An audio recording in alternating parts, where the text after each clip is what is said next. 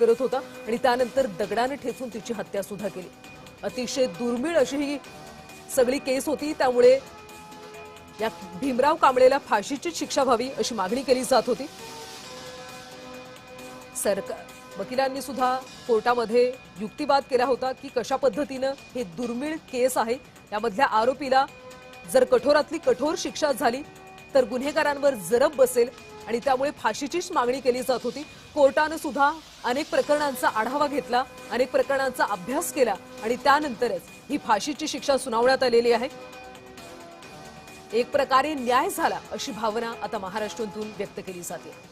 आरोपी भीमराव कांबळे याला फाशीची शिक्षा झाली। खरं तर त्याच्यावर जे जे गुन्हे दाखल होते ते सगळे गुन्हे कोर्टामध्ये सिद्ध झाले आणि यावेळी ज्यावेळी कोर्टामध्ये सुनावणी होत होती त्यावेळी भीमराव कांबळेच्या चेहऱ्यावर कोणताच पश्चाताप पाहायला मिळत नव्हता।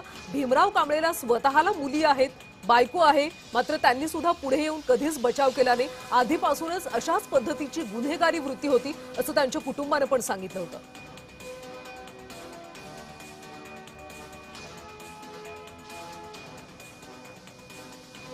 तर सध्या शिवसेनेच्या नेत्या नीलम गोऱ्हे आपल्यासोबत आहेत, त्यांची प्रतिक्रिया आपण घेऊयात। नीलम ताई, खरं तर न्याय झाला अशी भावना आता सगळीकडून व्यक्त होते, कारण नराधम भीमराव कांबळेला फाशीची शिक्षा झाली। या घटनेचा मी पहिल्या दिवसापासून पाठपुरावा केला होता।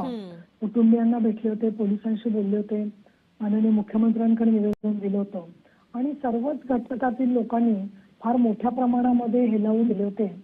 परंतु आमचे जे सगळे पोलीस अधिकारी आहेत, पुणे शहर आणि पुणे ग्रामीणचे, या सर्वांनी त्याचा कसून तपास केला आणि आरोपी पकडला गेला आणि अगदी विक्रमी काळामध्ये, म्हणजे खरं तर नियम जसा आहे तसं त्याच्या आतमध्ये चार्जशीट दाखल झालं आणि तांत्रिक पुरावे सुद्धा तपासले गेले।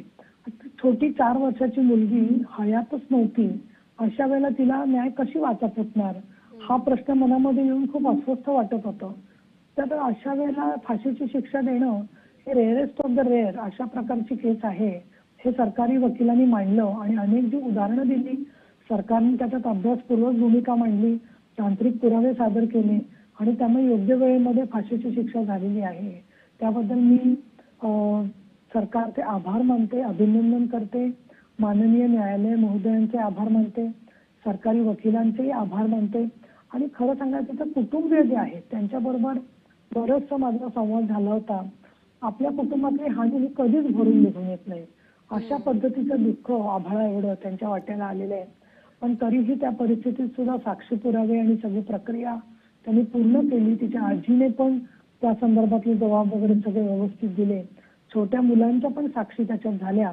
या सगळ्या साक्षीदारांच्या मनापासून मी त्याबद्दल समाधान व्यक्त करते। माणुसकीचा हात त्यांच्या या साक्षींमुळे या बालिकेला मिळालेला आहे आणि शिवसेनेची नेता, विधान परिषदेची सदस्य, स्त्री आधार केंद्राचे अध्यक्ष या नात्याने मी इथे माननीय देवेंद्र फडणवीस, माननीय उपमुख्यमंत्री एकनाथ शिंदे, माननीय उपमुख्यमंत्री सुनेत्राताई पवार आणि सर्व जे आमदार, सामान्य जनता, पत्रकार यांनी या घटनेला जे सगळं त्याचं गांभीर्य समोर आणलं आणि प्रयत्न केले त्यांची पण मी आभारी आहे।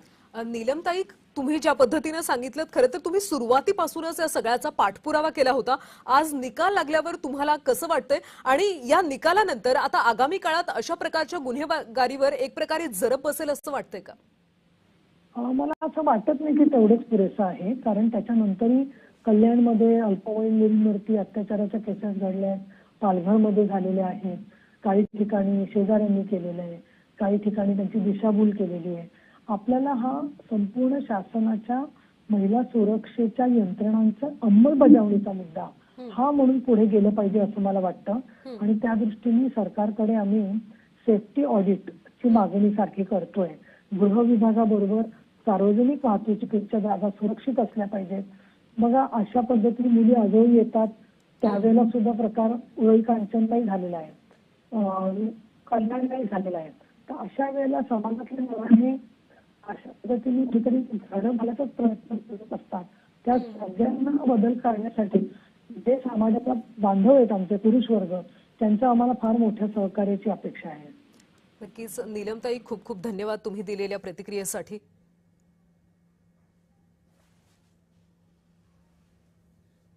च्या या निर्णयामध्ये सरकारने त्यांची बाजू इतकी लावून धरली, त्याच्यामध्ये एकही लूप होल ठेवला नाही आणि त्यामुळे न्याय